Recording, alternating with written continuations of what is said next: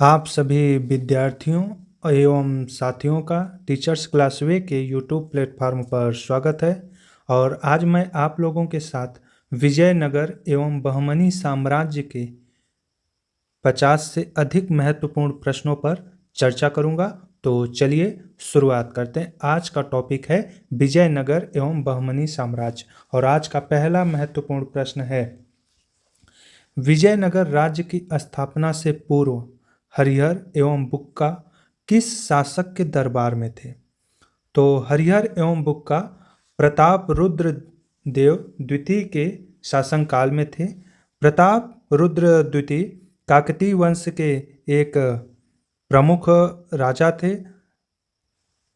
Next, किन प्रयासों से हरिहर एवं बुक्का का पुनः हिंदू धर्म में शुद्धिकरण हुआ? किन प्रयासों से हरिहर एवं बुक्का का पुनः हिंदू धर्म में शुद्धिकरण हुआ? तो विद्यारण्य। नेक्स्ट, विजयनगर राज्य की स्थापना हरिहर एवं बुक्का द्वारा कब की गई? तो विजयनगर राज्य की स्थापना हरिहर एवं बुक्का द्वारा 1336 ईस्वी में की गई। नेक्स्ट, हरिहर प्रथम विजयनगर राज्य का प्रथम शासक था जिसने अपनी राजधानी बनाई। तो हरिहर प्रथम विजयनगर राज्य का प्रथम शासक था और इसने अपनी राजधानी अनेगोंडी को बनाया था। नेक्स्ट, विजयनगर के किस शासक ने वैदेशिक संबंध स्थापित करने के उद्देश्य से अपना एक दूत मंडल चीन भेजा था? तो विजयनगर के किस शासक ने वैदेशिक संबंध हेतु अपना दूत चीन में भेजा था? तो वह शासक बुक्का प्रथम थे। नेक्स्ट, साम्राज्य विस्तार के दृष्टिकोण से बुक्का प्रथम ने किस क्षेत्र को विजयनगर साम्राज्य में मिला लिया? तो बुक्का प्रथम ने मदुरा को विजयनगर साम्राज्य में मिला लिया था। नेक्स्ट, 1367 ईस्वी में विजयनगर तथा बहमनी के मध्य हुए अदोनी के युद्ध में पहली बार किस अस्त्र का प्रयोग हुआ था? तो पहली बार तोप का प्रयोग हुआ था। विजयनगर से यह प्रश्न पूछा गया है कई बार कि विजयनगर साम्राज्य में किनके बीच हुए युद्ध में पहली बार तोप का प्रयोग किया गया था? तो अदोनी के युद्ध में, विजयनगर और बहमनी के मध्य हुए अदोनी के युद्ध में पहली बार तोप का प्रयोग किया गया था। नेक्स्ट, वेद मार्ग प्रतिष्ठापक निम्न में से विजयनगर के किस शासक की उपाधि थी? तो वेद मार्ग प्रतिष्ठापक बुक्का प्रथम की उपाधि थी। नेक्स्ट, महाराजाधिराज की उपाधि धारण करने वाला विजयनगर साम्राज्य का प्रथम शासक कौन था? तो महाराजाधिराज की उपाधि धारण करने वाला विजयनगर साम्राज्य का प्रथम शासक हरिहर द्वितीय था। नेक्स्ट, हरिहर द्वितीय ने अपने साम्राज्य के मुख्यमंत्री के रूप में किसे नियुक्त किया था? तो अपने साम्राज्य में मुख्यमंत्री के रूप में सायन को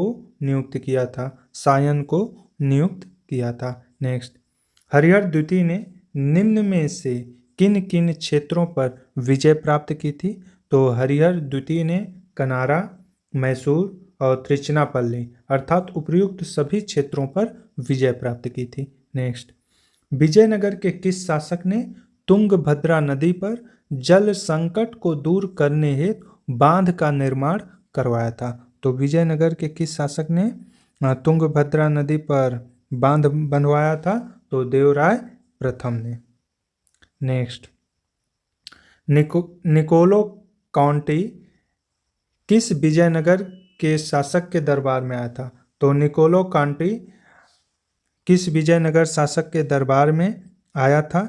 यह देवराय प्रथम के शासनकाल में आया था। यह इटली का मूल निवासी था। यह भी प्रश्न नोट कर लीजिएगा कि निकोलो काउंटी इटली का मूल निवासी था। नेक्स्ट, देवराय द्वितीय ने निम्न में से किस ग्रंथ पर टीका लिखी थी? तो देवराय द्वितीय ने निम्न में से किस ग्रंथ पर टीका लिखी थी? तो देवराय द्वितीय ने ब्रह्म सूत्र पर टीका लिखी थी। नेक्स्ट, माहुआन किस देश का यात्री था जो विजयनगर के शासक मल्लिकार्जुन के दरबार में आया था? तो माहुआन चीन का यात्री था जो कि विजयनगर के शासक मल्लिकार्जुन के दरबार में आया था। नेक्स्ट, संगम वंश के अंतिम शासक विरूपाक्ष द्वितीय को हटाकर निम्न में से किसने सालुव वंश की स्थापना की थी? तो सालुव वंश की स्थापना नरसिंह सालुओं ने की थी। नेक्स्ट, निम्न में से किसे तुलुव वंश का संस्थापक माना जाता है? निम्न में से किसे तुलुव वंश का संस्थापक माना जाता है? तो वीर नरसिंह को। नेक्स्ट,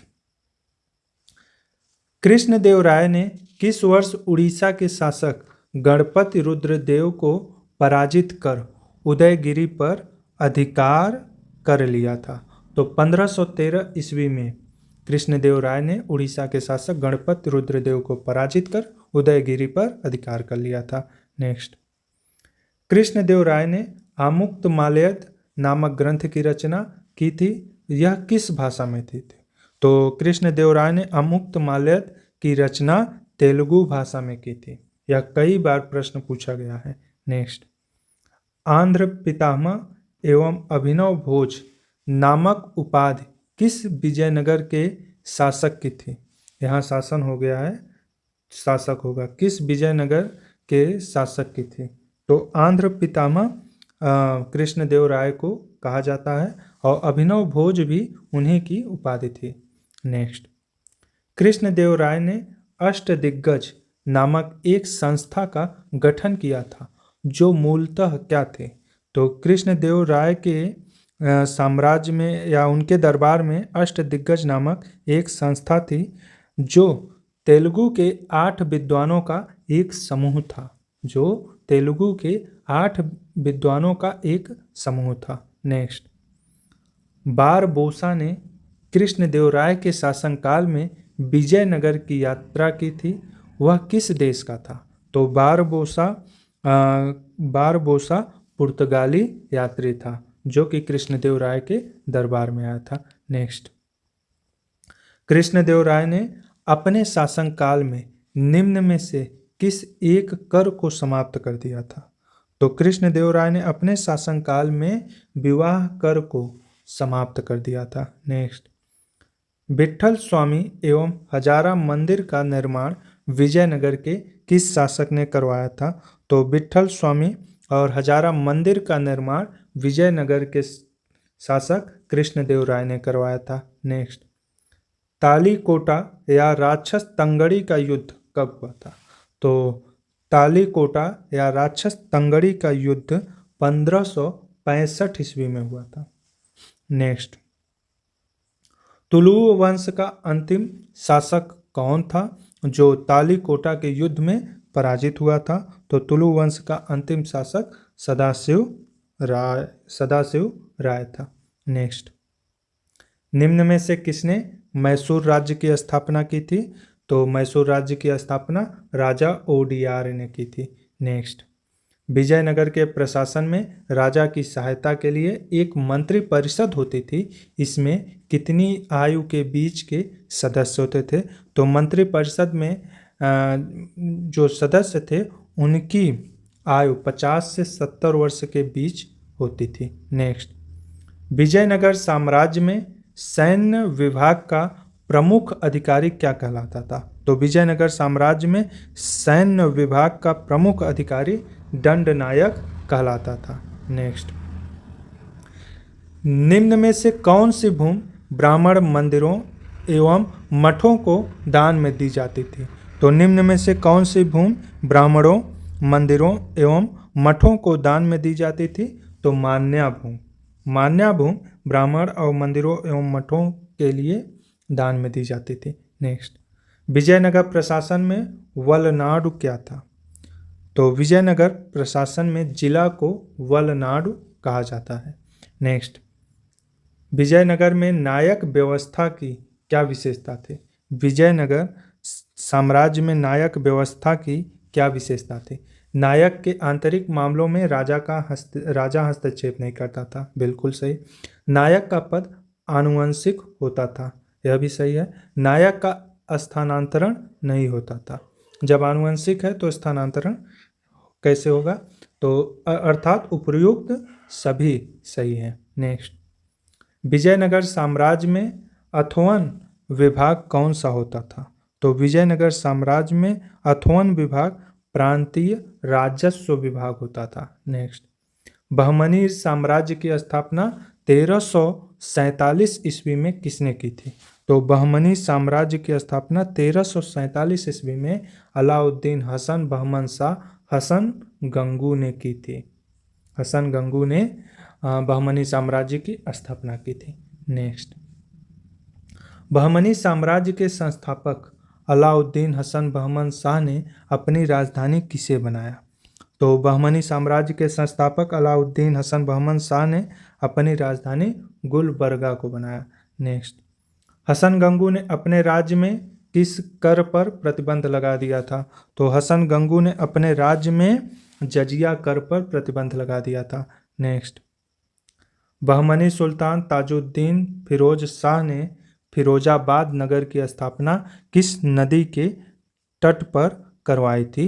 तो बहमनी सुल्तान ताजुद्दीन फिरोज शाह ने फिरोजाबाद नगर की स्थापना भीमा नदी के तट पर करवाई थी। नेक्स्ट, बहमनी शासक शिहाबुद्दीन अहमद प्रथम ने बहमनी साम्राज्य की राजधानी गुलबर्गा के स्थान पर किसे बनाया था? तो गुलबर्गा के स्थान पर बीदर को इन्होंने अपनी राजधानी बनाया था। नेक्स्ट, किस बहमनी शासक को आलसी स्वभाव के कारण दक्कन का नीरो कहा जाता था? तो किस बहमनी शासक को आलसी स्वभाव के कारण दक्कन का नीरो कहा जाता था? तो हुमायूं को दक्कन का नीरो कहा जाता था। नेक्स्ट, बहमनी साम्राज्य के किस शासक को जालिम की उपाधि दी गई थी? तो बहमनी साम्राज्य के अलाउद्दीन अहमद द्वितीय को जालिम की उपाधि दी गई थी। नेक्स्ट, महमूद गवां द्वारा बहमनी साम्राज्य को कितने प्रांतों में बांटा गया था? तो 8 प्रांतों में बांटा गया था। नेक्स्ट, बहमनी विजयनगर संघर्ष का प्रमुख कारण क्या था? तो बहमनी विजयनगर संघर्ष का प्रमुख कारण भौगोलिक स्थिति, राजनीतिक और आर्थिक अर्थात उपर्युक्त सभी कारण थे। नेक्स्ट, बहमनी साम्राज्य का विघटन कब हुआ था? तो बहमनी साम्राज्य का विघटन 15वीं शताब्दी के अंत में हुआ था। प्रांतीय गवर्नर का प्रमुख कार्य क्या था? प्रांतीय गवर्नर का प्रमुख कार्य राजस्व वसूल करना था, सेना संगठित करना था, राज्य के कर्मचारियों की नियुक्ति भी करना था अर्थात उपर्युक्त सभी कार्य थे। नेक्स्ट, किस बहमनी शासक ने मनसबदारी प्रथा की शुरुआत की थी? किस बहमनी शासक ने मनसबदारी प्रथा की शुरुआत की थी? तो शहाबुद्दीन अहमद प्रथम शिहाबुद्दीन अहमद प्रथम ने मनसबदारी प्रथा की शुरुआत की थी।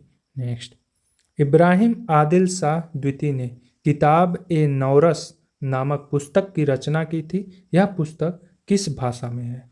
तो यह पुस्तक हिंदी भाषा में है।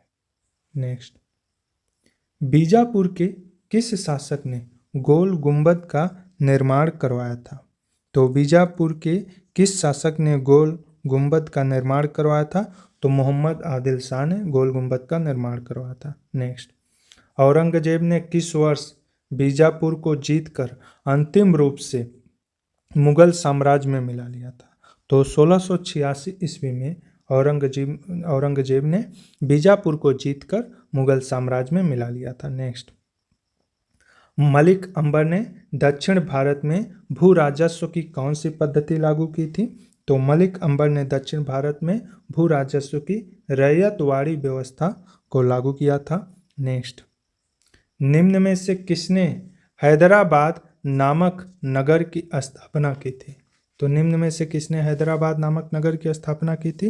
मोहम्मद कुली कुतुब शाह ने। नेक्स्ट, सूर्यवंशी गजपति वंश का संस्थापक किसे माना जाता है?